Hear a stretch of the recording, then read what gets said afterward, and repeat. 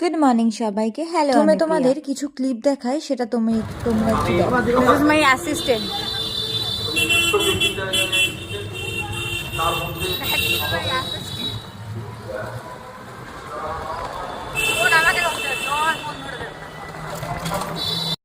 দেখা যাচ্ছে তাও কেন করবি? ফোন ধরে শুনে ফেলে দেবো, বুঝে যাবি। একদম ফেলে দে। No issue, no issue. Phone is gone. এই ঘটনাটা 2025 সালের। আমি একটা ব্যানার শ্যুটের অফার পেয়েছিলাম, তাও দুর্গাপুজোর জন্য। তো সেই শ্যুট করার জন্য আমি বাড়ি থেকে বেরিয়ে পড়েছিলাম। যথারীতি এত টোটোওয়ালাটা দেরি করে আমি ইরিটেট হয়ে গিয়ে রেগে গেছিলাম। বিকজ আমাকে 9টার মধ্যে পৌঁছাতে হবে, সেখানে আমি 7টার সময় বাড়ি থেকে বেরোনোর পরও আমি পৌঁছাতে পারছি না। উনি দুনিয়ার ঘুরে তারপরে গিয়ে আমাকে নিয়ে যাচ্ছেন। শেষমেশ ফাইনালি আমি পৌঁছালাম, পৌঁছে মেট্রোর টিকিট নিলাম।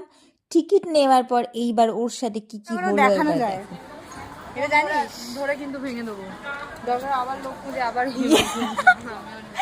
এটা ক্যামেরাতে বলা যাবে। এই তিনদিকে বলেছিলাম 10 টাকার টিকিট কাটতে, 10 টাকার টিকিট কাটতে, 10 টাকার টিকিটটা আমরা স্প্ল্যানেড পর্যন্ত। এবার আমি জানতাম না যে হাওড়া ময়দান থেকে ডাইরেক্টলি দমদমের টিকিট কাটা যায়। তো আমি দুটো টিকিট কেটে নিয়েছি 25। তারপর কি করবো, একজনকে ধরলাম, ধরে টিকিটটা কাটলাম। আরেকটা জিনিস দেখো, কালকে আমি একটা ফেসবুকে স্ট্যাটাস দিয়েছি। ইটস লাইক, এবার বলি ফেসবুকে স্ট্যাটাসটা আমি এটা দিয়েছিলাম কালকে না আমি একটা স্ট্যাটাস দিয়েছিলাম কি বিয়ের বয়সে প্রেম নিবেদন, আর আজকে আমাকে শ্যুটের জন্য হাতে নেল পলিশ করতে হচ্ছে। It's like a married woman.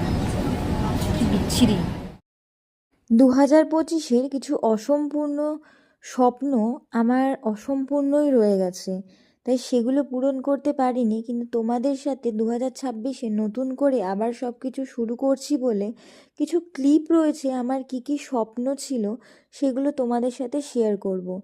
তোমরা যারা স্বপ্ন পূরণ করতে পারোনি বা ভাবছো করবে কি না, প্লিজ তারা করো, আমার মতো অন্তত করো না। বাকি ভিডিওটা নিয়ে আবার পরে দেখা হচ্ছে। টাটা, আজকের মতো তা।